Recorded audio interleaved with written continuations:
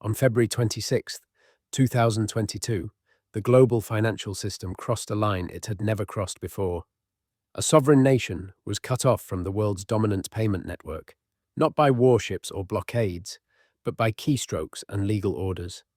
This was presented as the ultimate financial weapon, a move meant to crush an economy, collapse a currency, and force political surrender. But what if this decision did something far more dangerous? What if it exposed a flaw at the core of global finance? If money can be weaponized once, can it ever remain trusted again? And if trust collapses, what happens next? To understand why the decision in February 2022 mattered so deeply, you first need to understand what SWIFT actually is. SWIFT is not a bank. It does not hold money. It does not move funds from one account to another. SWIFT is a messaging system. It is the communication layer that allows banks to speak to each other in a standardized, secure language. When a bank in New York wants to send money to a bank in Tokyo, SWIFT carries the message that authorizes that transfer. The actual funds move through correspondent banking relationships, but without SWIFT, the instruction cannot travel. No message means no payment.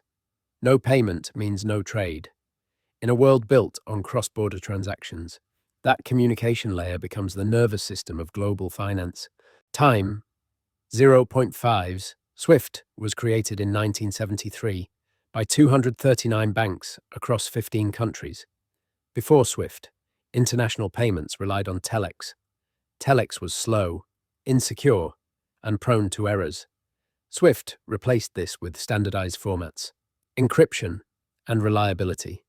What once took days could now happen in minutes. By 1977, SWIFT was processing 10 million messages per year. By 2024, it was processing more than 11 billion messages annually, roughly 45 million messages every single day. This scale is what made SWIFT indispensable. Over 11,000 banks and financial institutions in more than 200 countries rely on it. Trade finance, energy payment, time 0.3s, and commodity settlement, sovereign debt transactions, all of it flows through SWIFT messages. It became invisible infrastructure. And, like all invisible infrastructure, its power was ignored until it was weaponized. Officially, SWIFT is based in Belgium. It is often described as neutral, but neutrality in finance is not determined by geography. It is determined by settlement. Most international transactions ultimately settle in dollars. Those dollars clear through correspondent banks in New York. This gives the United States leverage that no other country possesses. If access to dollar clearing is denied, the transaction fails. And because SWIFT messages almost always point toward dollar settlement, control over the dollar means influence over SWIFT. This leverage had been used before. In 2012, the United States pressured SWIFT to disconnect Iranian banks. The impact was immediate and severe. Iranian oil exports collapsed because buyers could not pay. Inflation surged. The economy contracted sharply. The sanctions were widely described as successful. Iran was forced to negotiate, leading to the nuclear agreement in 2015. At the time, this appeared to validate the strategy. Financial sanctions were cleaner than war. No troops, no bombs, no occupation. Just isolation. The lesson many policymakers took from Iran was simple. Control the financial system, and you control outcomes. But this interpretation missed a deeper effect. While Iran suffered in the short term, it also learned. During the years of sanctions, Iran began building workarounds, barter arrangements, non-dollar trade, alternative payment channels, cryptocurrency experiments. When sanctions were reimposed in 2018, Iran did not collapse the way it had before. The weapon still worked, but it worked less. That distinction mattered, because Iran was not the real test case. Russia was. Russia was not a small economy. It was one of the world's largest energy exporters, a nuclear power, a permanent member of the United Nations Security Council, deeply integrated into global commodity markets.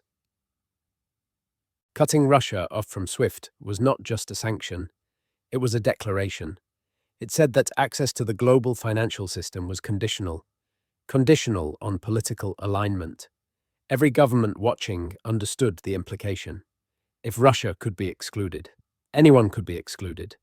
Reserves held in foreign institutions could be frozen. Payment access could be revoked.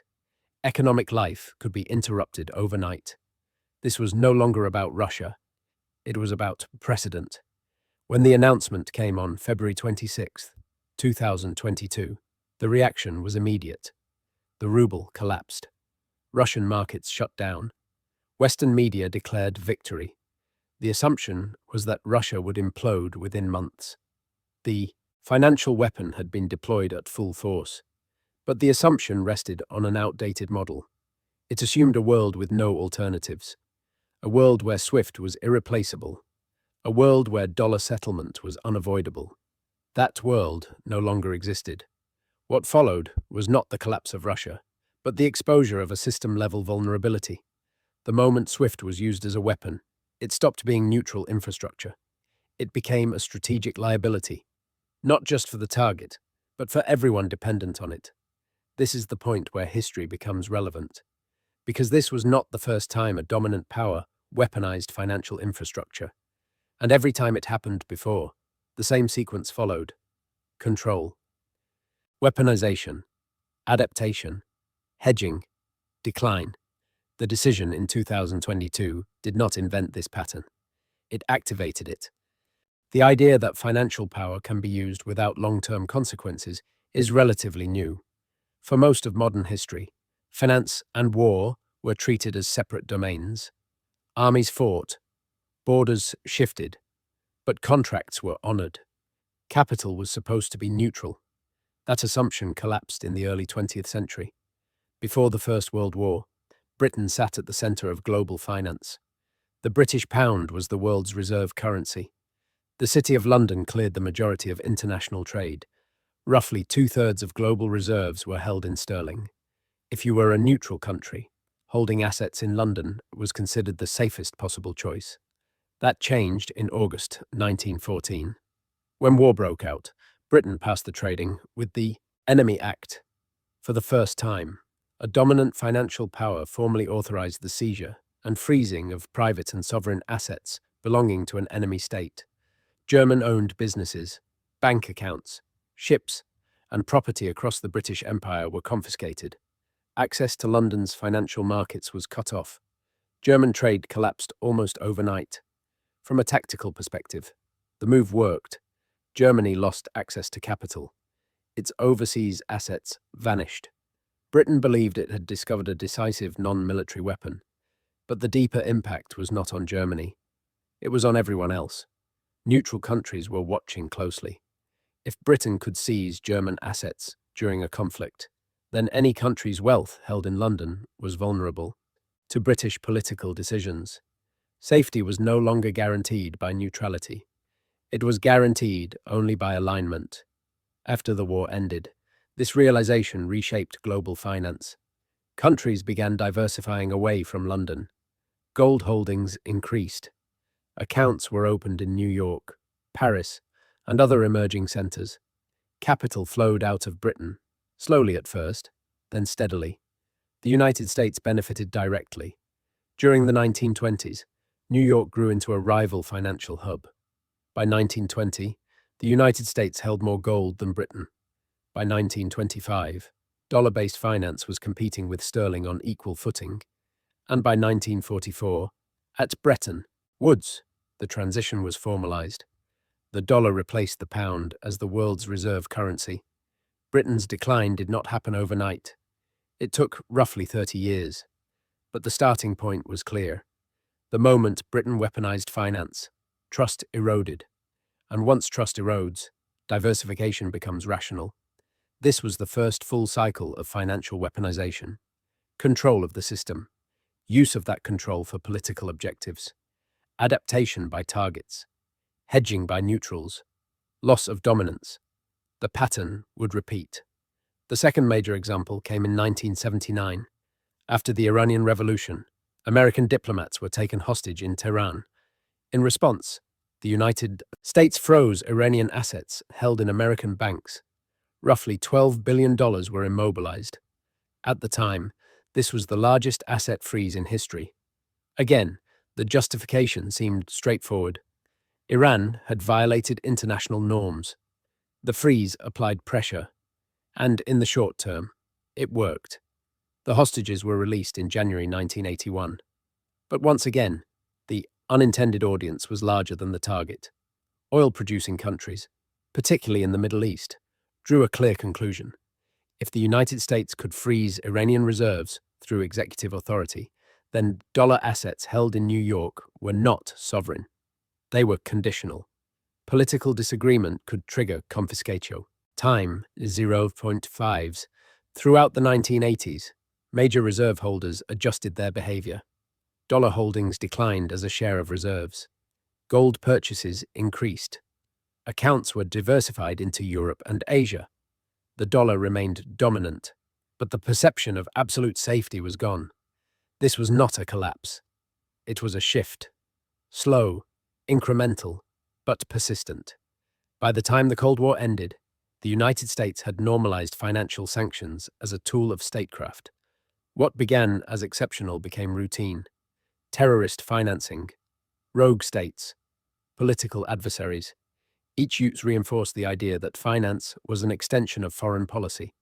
For decades, the system absorbed this without breaking, because the targets were small, because alternatives were limited, because the benefits of the dollar system still outweighed the risks. That balance would change. When Russia annexed Crimea in 2014, the United States imposed sanctions. Russian officials were restricted. Banks faced limitations. But SWIFT access remained intact. This partial response sent a signal without triggering full decoupling. It also gave Russia time. From 2014 onward, Russia began reducing its exposure to the dollar. Treasury holdings were slashed. Gold reserves expanded dramatically. Domestic payment infrastructure was built. Trade agreements were renegotiated to allow settlement in local currencies. Western analysts largely dismissed these moves. Russia was too integrated, too dependent, too exposed. That assumption would be tested 8 years later. When the full SWIFT cutoff came in 2022, it did not land on an unprepared system. It landed on a country that had already begun to insulate itself. The shock was severe, but it was not fatal, and that outcome forced a global reassessment. If Russia could survive exclusion from the core of the financial system, then the system itself was no longer singular. It was plural, fragmented, and once fragmentation begins, dominance becomes unstable. This is the inflection point, not because of Russia's resilience alone, but because of what it demonstrated to everyone else. Time 0.5s. The financial weapon had been revealed, and with it, the incentive to escape it. The full consequences of the SWIFT cutoff only became visible after the initial shock faded. In the first days, markets behaved exactly as expected. The ruble collapsed by nearly 1/3. Russia's stock exchange closed to prevent a panic. ATMs ran out of cash as households rushed to withdraw savings. From the outside, it appeared that the financial weapon had achieved its objective. But financial systems do not operate on headlines. They operate on mechanisms. Within weeks, Russia's central bank imposed capital controls and raised interest rates sharply. Exporters were required to convert foreign currency earnings into rubles. Energy contracts were restructured. European buyers were told they could continue receiving gas, but payments would now be settled in rubles. This created artificial demand for the currency at the exact moment confidence was weakest. At the same time, trade routes shifted. Oil and gas that once flowed west began flowing east and south. China, India, and Middle Eastern buyers absorbed volumes previously destined for Europe. Settlement no longer relied on dollars or euros. Yuan, rupees, rubles, and dirhams replaced them. Western channels closed. Alternative channels expanded. Within 3 months, the ruble recovered all of its losses. By the end of the year, Russian trade volumes had stabilized. By the following year, economic output was growing faster than several major Western economies. This outcome mattered less for Russia than for everyone else's. Time 0.5s. What the world observed was not Russian strength. It was systemic adaptability. The assumption that exclusion from SWIFT equaled economic suffocation was no longer valid. The system had been stress-tested, and it had failed to deliver the promised result. For countries outside the conflict, this changed the calculation entirely. Until that moment, the risk of financial weaponization had been abstract. The idea that reserves could be frozen or access revoked existed in theory, but it had not been demonstrated at scale against a major economy. 2022 changed that. $300 billion in central bank reserves were immobilized overnight. Not through courts, not through international arbitration, through political decision. For finance ministers and central bankers, the message was unambiguous. Reserves held abroad were no longer risk-free assets. They were contingent assets, safe only as long as political alignment remained intact. This triggered the most important stage of the pattern. Not adaptation by the target, but hedging by neutrals. China accelerated its long-running effort to reduce dollar exposure. Treasury holdings declined steadily. Gold purchases increased. Alternative payment infrastructure expanded. The cross-border interbank payment system moved from a peripheral role toward a central one in trade settlement with sanctioned and non-Western partners. Energy exporters reconsidered long-standing arrangements. For decades, oil had been priced almost exclusively in dollars. This created structural demand for the US currency. But once reserves could be frozen, the cost of that arrangement changed. Accepting alternative currencies was no longer ideological. It was defensive. Regional systems gained momentum. Bilateral currency swaps multiplied. Trade agreements were rewritten to allow local currency settlement. What had once been inefficient workarounds became strategic priorities. None of this required coordination. It did not require a new global order or formal alliances. It only required rational actors responding to revealed risk. This is how financial systems fracture. Not through collapse, but through optionality. When participants gain alternatives, they use them. When they use them, the original system loses exclusivity. And when exclusivity disappears, leverage erodes. The irony is that the swift cutoff achieved its immediate goal. It demonstrated power, but in doing so, it destroyed the illusion that power was permanent. History shows that financial dominance depends less on force than on trust. Trust that contracts will be honored. Trust that reserves are safe. Trust that infrastructure will remain neutral.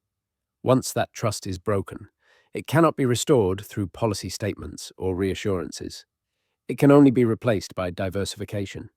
By the time the dust settled, the world was no longer asking whether SWIFT was indispensable. It was asking how quickly it could reduce dependence on it. And that question marked the transition into the final stages of the pattern. Once hedging begins, it accelerates in ways that are difficult to reverse. The shift away from a dominant financial system does not require abandonment. It only requires marginal change. A few percentage points at a time. One trade settled differently. One reserve adjustment. One new payment corridor. Over time, these marginal decisions compound.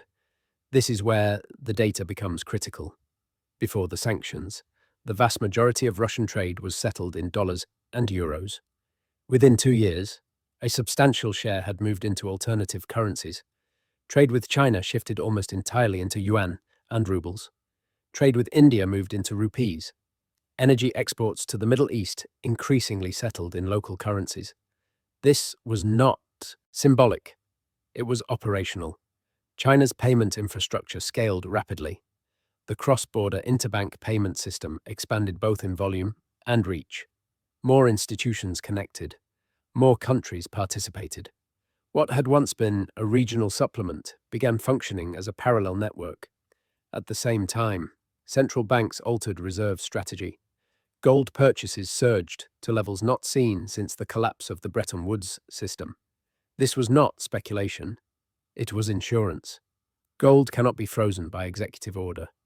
It does not rely on correspondent banks. It does not require permission to move. Bilateral currency swap agreements proliferated. These arrangements allowed countries to settle trade without touching the dollar system at all. Each swap reduced friction. Each agreement reduced exposure. None of them individually threatened dollar dominance. Collectively, they did. Energy markets provided the clearest signal. For half a century, oil pricing had enforced dollar demand. Breaking that monopoly did not require abandoning the dollar entirely. It only required accepting alternatives. Once a single major producer agreed to do so, the precedent was set. The barrier was psychological, not technical. As this diversification spread, the effects became visible in aggregate measures. The dollar's share of global reserves declined steadily. Its share of international trade settlement fell faster. This was not collapse. It was erosion. But erosion at scale reshapes landscapes. SWIFT itself remained operational. Message volumes continued to grow in absolute terms. But growth in alternative systems outpaced it. Market share, not usage, is what determines power. And market share was slipping. This is the final stage of the pattern. The original weapon loses effectiveness, not because it disappears, but because it becomes anticipated. Once targets expect sanctions, they prepare. Once neutrals expect weaponization, they hedge. When everyone hedges, leverage disappears. At that point, financial power no longer functions as a threat. It becomes a cost. Each use accelerates the decline it was meant to prevent. The system has not collapsed. Time 0.5s, but it has changed direction. And history suggests that once this turn is made, it does not reverse. The loss of financial dominance does not arrive as a single event. It arrives as a narrowing of options. For decades, the United States benefited from a unique position. The dollar's reserve status allowed persistent trade deficits to be financed without immediate consequence. Foreign governments accumulated dollars because they needed them for trade and reserves. Those dollars were recycled into government debt. This kept borrowing costs low and consumption high. As the share of reserves held in dollars declines, this mechanism weakens. Reduced foreign demand for government debt pushes interest rates higher. Higher rates constrain fiscal policy. Deficits become harder to finance. The ability to export inflation diminishes. None of this requires a crisis. It unfolds through arithmetic. Time 0.5s. Historical precedent provides context. When Britain lost reserve status, the pound did not disappear. It became one currency among many. Britain remained wealthy, but no longer hegemonic. The adjustment was gradual, but irreversible. The same pattern applies here. A multipolar currency system does not eliminate the dollar. It limits it.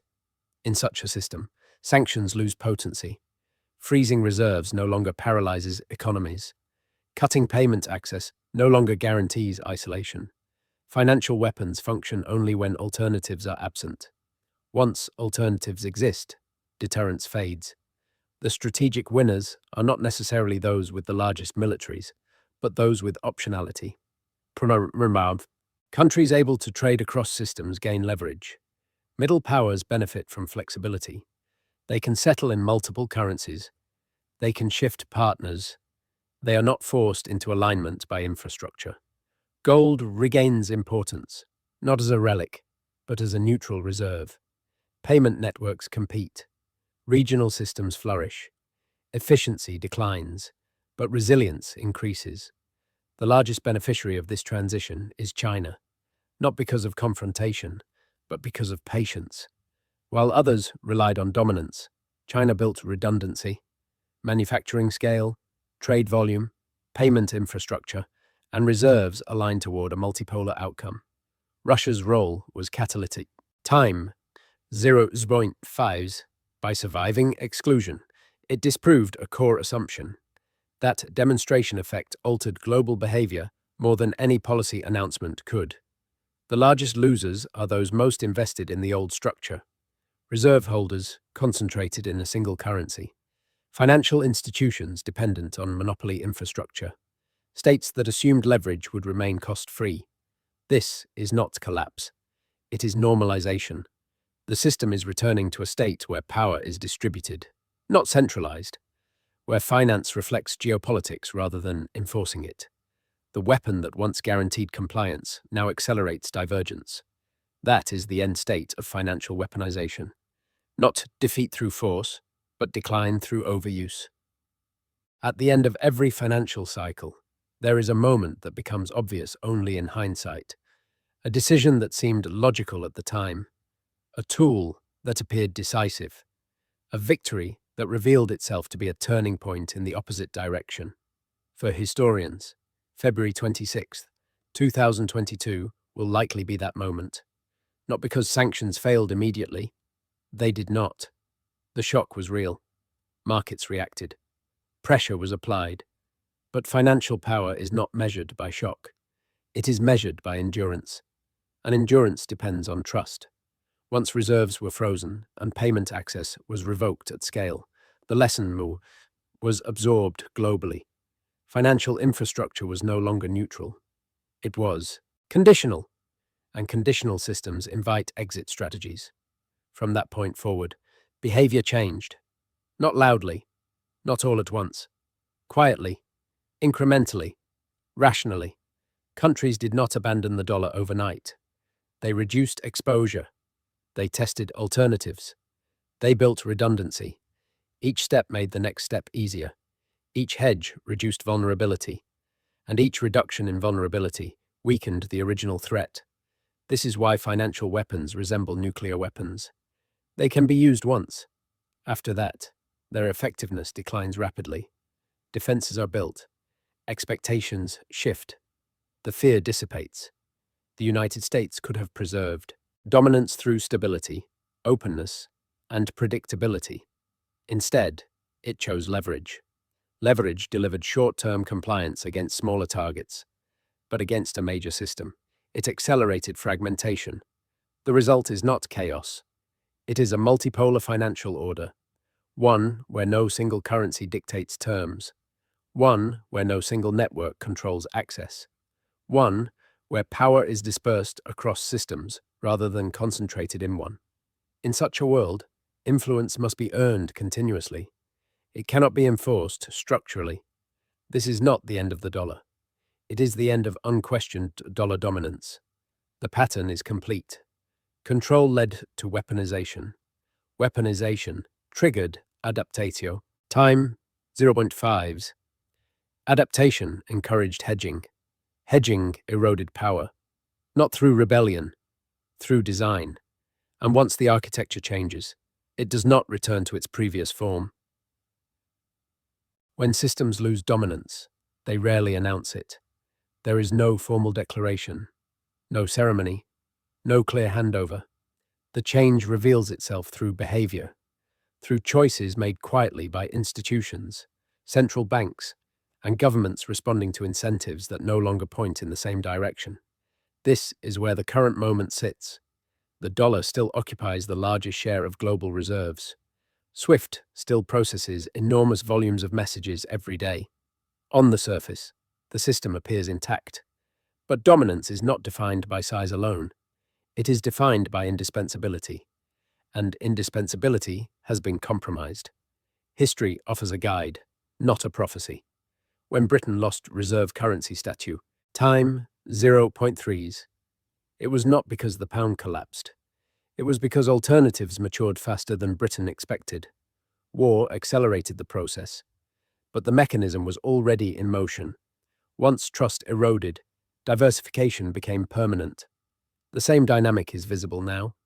The timeline is not measured in months. It is measured in decades. Estimates vary, but the range is clear.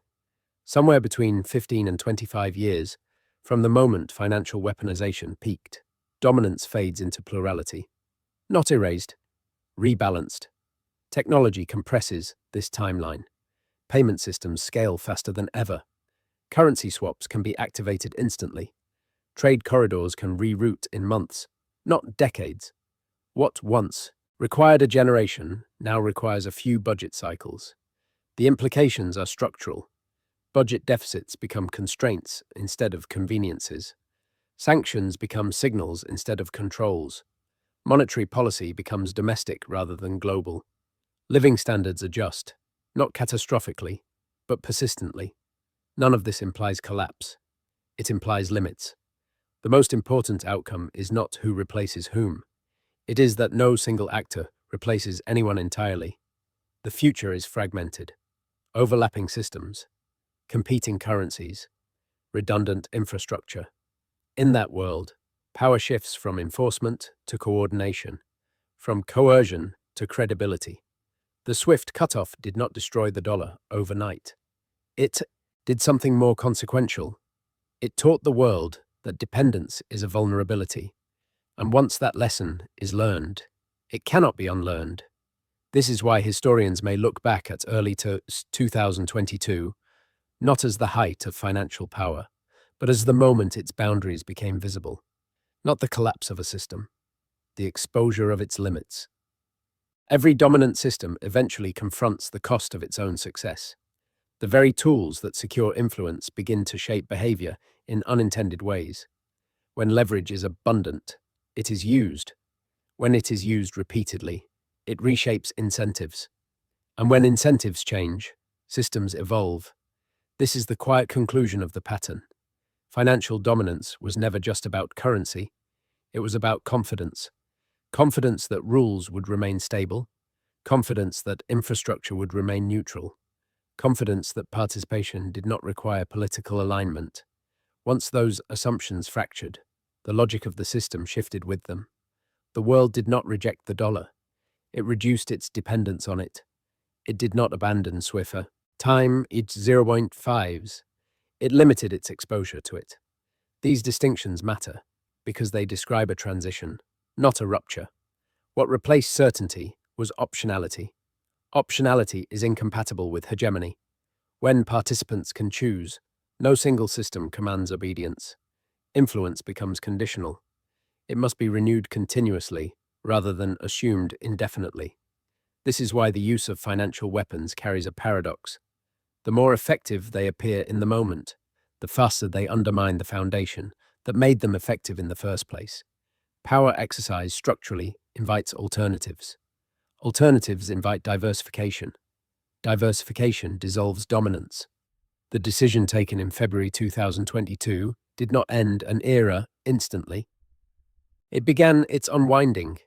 Years from now, the data will still be debated. Timelines will be adjusted. Percentages will be recalculated. But the direction will not change. The system has already pivoted, not toward collapse, toward dispersion. And in that sense, the outcome was never about Russia, or sanctions, or SWIFT alone. It was about the architecture of global finance confronting its own limits.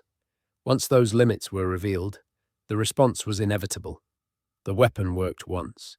It will never work the same way again. There is a tendency to search for villains or masterminds when large systems change, to assume intent, to assume strategy. But most structural shifts do not begin with a plan. They begin with a reaction. The financial system did not fracture because one country wanted a new order. It fractured because risk was revealed. And once risk is visible, behavior changes automatically. This is why the outcome cannot be reversed with policy adjustments or diplomatic assurances. Trust, once broken at the system level, does not respond to messaging. It responds to architecture. And the architecture has already changed. Multiple payment networks now coexist.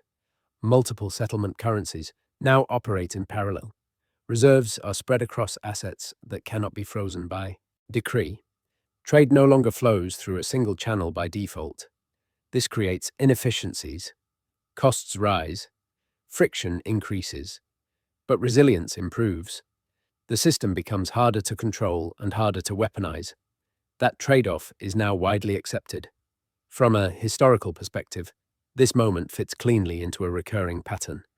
Dominant powers build systems that centralize activity. Centralization creates leverage. Leverage invites use. Use invites adaptation. Adaptation dissolves centralization. Britain experienced this arc. The United States is experiencing it now. The end state is not weakness. It is normalcy. A world where no single actor sets the terms unilaterally, where power is negotiated rather than enforced, where finance reflects political reality instead of shaping it. For decades, the dollar system allowed one country to live beyond its means and impose costs externally. That privilege is fading. Not suddenly, not dramatically, but persistently. When future historians examine the decline of dollar hegemony, they may not focus on deficits, debt, or inflation. They may focus on a single decision that transformed infrastructure into a weapon, because that decision taught the world a lesson it could not ignore. Dependence is a liability, and systems built on trust cannot survive once trust becomes conditional. This is not the end of global finance. It is the end of financial innocence. When power rests on trust, the greatest risk is not opposition. It is precedent. The moment financial infrastructure was used as a weapon against a major economy, the precedent became unavoidable. Access could be revoked. Reserves could be frozen. Participation could be conditional. From that moment on, every actor in the system was forced to plan for exclusion, not because exclusion was likely, but because it was possible. That possibility changed everything. The global financial order did not unravel because countries rejected it. It unraveled because they prepared for its use against them. Preparation does not require confrontation. It requires redundancy, and redundancy dissolves monopoly. This is why the decline of dominance feels anticlimactic. There is no crash, no announcement, no sudden transfer of power. There is only a steady migration away from singular dependence, one transaction at a time, one reserve decision at a time, one payment corridor at a time. The system that emerges is not cleaner, it is not more efficient, but it is less coercive. And that trade-off reflects a world that has learned from history rather than ignored it. The financial weapon did not fail because it was weak. It failed because it was too strong enough to reveal the vulnerability it depended on. Once revealed, that vulnerability could not be unseen. This is how empires lose leverage, not through defeat, but through demonstration. They show what they can do, and in doing so, teach others how to protect themselves.